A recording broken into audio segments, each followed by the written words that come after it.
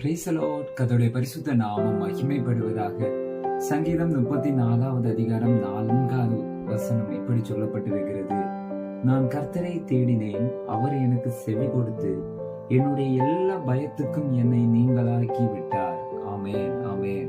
கிறிஸ்துவுக்குள் பிரியமானவர்களே, வேதத்திலே நாம பார்க்கிறோம், நான் கர்த்தரை தேடினேன், அப்பொழுது அவர் எனக்கு செவி கொடுத்து என்னுடைய எல்லா பயத்துக்கும் நீங்களாக்கி விடுவித்தார் என்று சங்கீதக்காரன் சொல்கிறார். இந்த வசனத்தை, இந்த சங்கீதம் 34வது அதிகாரத்தை எழுதியிருக்கிறது தாவீது என்பதை நம்மால் புரிந்து கொள்ள முடியும். இந்த தாவீது சொல்கிறார், நான் கர்த்தரை தேடினேன், அப்பொழுது அவர் செவி கொடுத்தார் என்று. இப்போ அநேகம் பேர் தங்களுடைய கிறிஸ்தவ வாழ்க்கையிலே, ஆவிக்குரிய வாழ்க்கையிலே அநேகம் பேர் சொல்கிறது உண்டு, எனக்கு அநேக கஷ்டங்கள், என் கண்ணீர்ல நான் ஜெபித்து ரொம்ப டயர்ட் ஆயிட்டேன், என் ஜெபங்கள் கேட்கப்படவில்லை. இந்த சங்கீதக்காரன் என்ன சொல்றாரு தெரியுமா?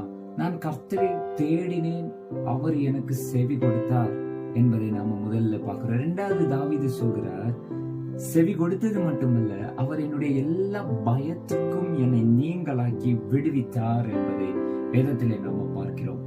எனக்கு அன்பான தேவனுடைய பிள்ளைகளே, ஆமென், நாம் கர்த்தரை தேடினால், தேட வேண்டிய விதத்திலே நாம் கர்த்தரை தேடினால் நிச்சயமாகவே கர்த்தர் நமக்காக செவி கொடுப்பார். ஒண்ணு. இரண்டாவது, நம்முடைய பயத்திலிருந்து நம்மை விடுவிப்பார். இந்த நாளிலும் கர்த்தரை நோக்கி பார்ப்போமா? அவரை நாம தேடுவோமா? அவருடைய முகத்தை மட்டும் நோக்கி பார்ப்போமா? நாம் ஆராதிக்கிற தேவன் ஜீவனுள்ள தேவன், அவர் ஜீவிக்கிற தேவன், செத்தவனை உயிரோடு எழுப்புகிற ஜீவனுள்ள தேவன்.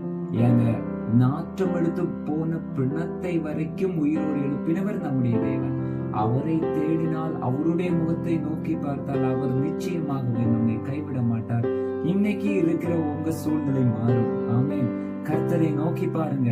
கர்த்தர் சர்வ வல்லமை உள்ளவர், ஏழைகளுக்காக இறங்குகிற தேவன், அவர் இரக்கம் உள்ளவர். இந்த நாள்ல உங்களுக்காக, உங்க தேவைகளுக்காக, உங்க பிரச்சனைகளுக்காக நீங்க இருக்கிற இடத்துல நீங்க அவரை தேடினால் கர்த்தர் உங்கள் மத்தியிலே இறங்கி வருவார். ஆமென், ஆமென்.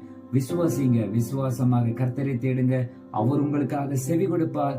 ஆமென். அவர் உங்க பயத்தை எல்லாம் நீங்களாக்கி உங்களை தைரியம் உள்ளவனாக தொடர்ந்து வழி நடத்துவாராக.